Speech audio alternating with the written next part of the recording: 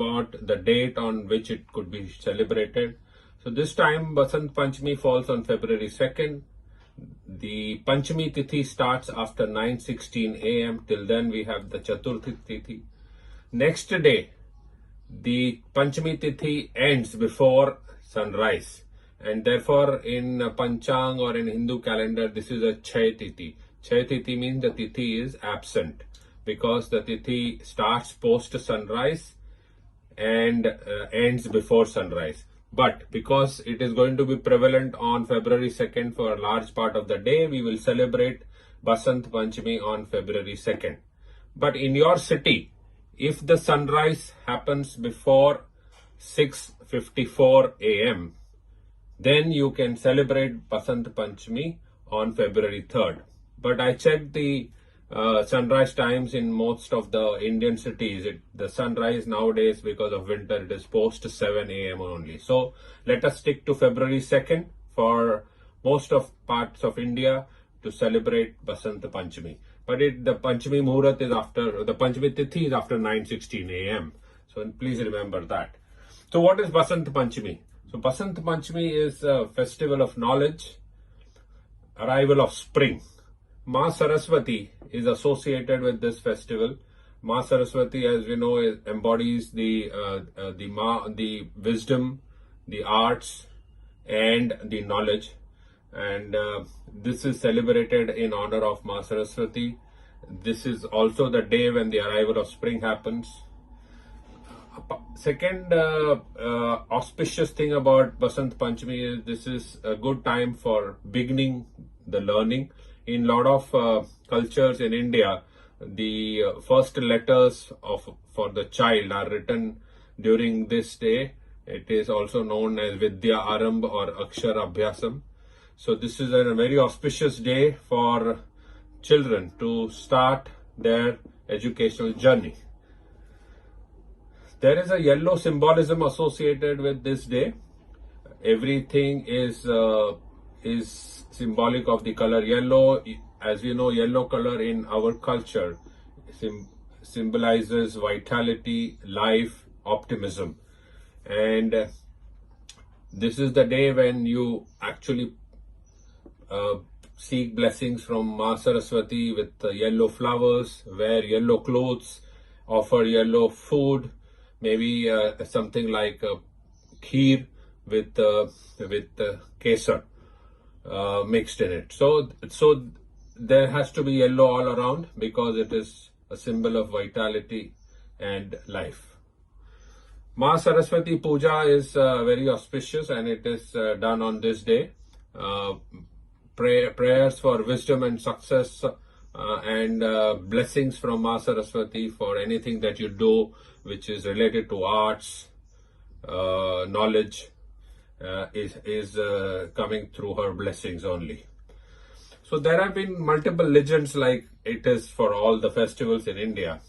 So one of the legends is that this is the day when Ma Saraswati took birth. So it's a Prakatya Divas of Ma Saraswati. How did she arrive in the world? So Lord Brahma, the creator of universe, after he created the universe, he was very happy with his creation, and then one day he came down to the universe, and then he saw that the living beings are very quiet and there is silence all around.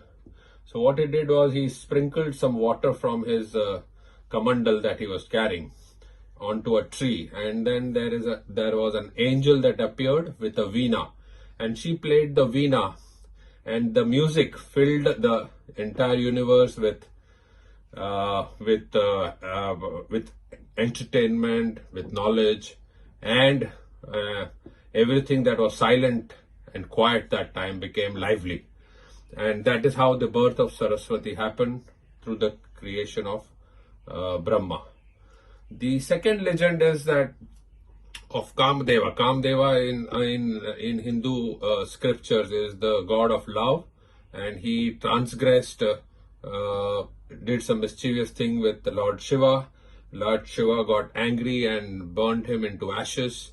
Kamdeva's wife Rati then did a 40-day penance for Lord Shiva, and Lord Shiva was happy, and then he revived Kamdeva on this day. And therefore, in many parts of India, it is also celebrated as Rati Kam festival.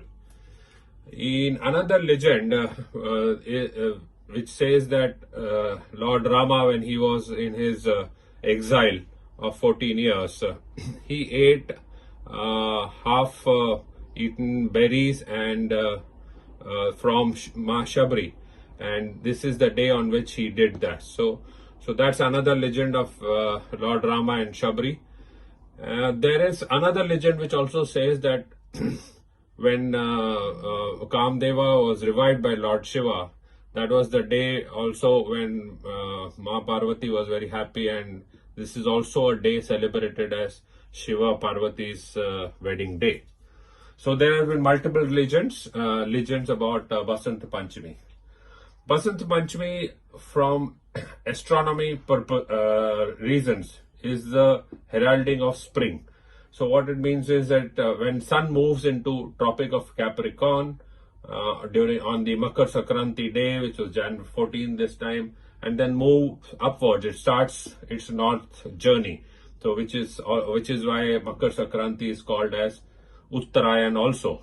So as it moves up, the hemisphere, the northern hemisphere, starts feeling less winter, and the arrival of hot season begins, and that is why it is a spring revival. So as the sun moves upward, so this is how the spring festival of spring is celebrated, and nature rejoices. And for next 30 days, from the Basant Panchami till Holi, we get the full bloom of spring. When the Holi, the day of the Holi happens, roughly around 30 days from Basant Panchami, we get the festival of we get the spring into full bloom. So there is some amount of astronomy, as always, associated with the festival here.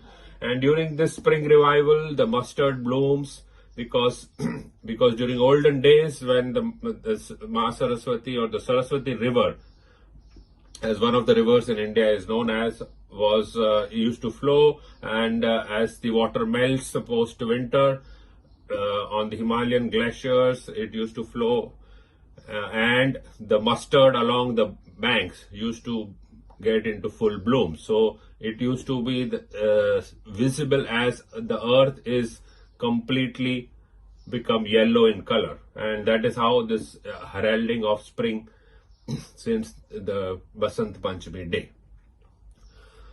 So this is a very auspicious Muhurat actually. On this day, you don't need to see any astrological alignments of planets or look at the Panchang, because the whole day is so auspicious that you can do anything on this day which you feel is something very, very important for you. For example, a lot of weddings take place on this day.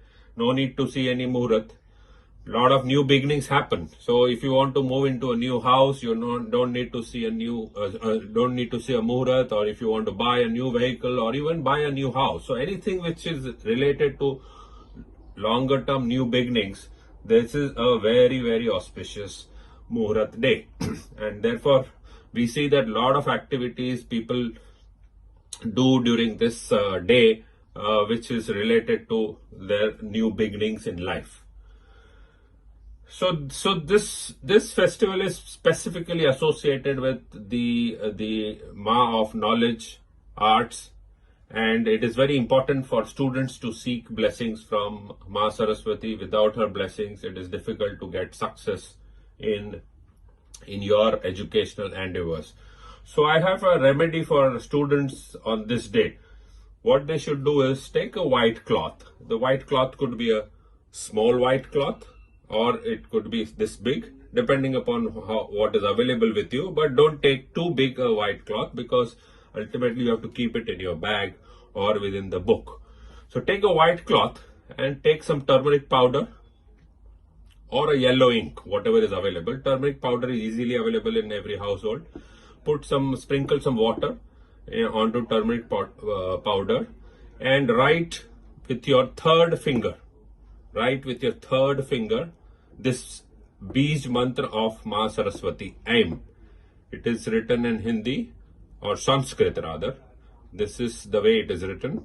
I have put it here also, I put it here also. So you write AIM with this turmeric powder mixed with water and write it with your third finger. Once you write it, sprinkle some rice on it. Pray to Ma Saraswati to give her blessings for your studies, studies ahead, and let it dry and keep it in front of Ma Saraswati. And after it dries, you fold it and keep it either in your bag or keep it within your books.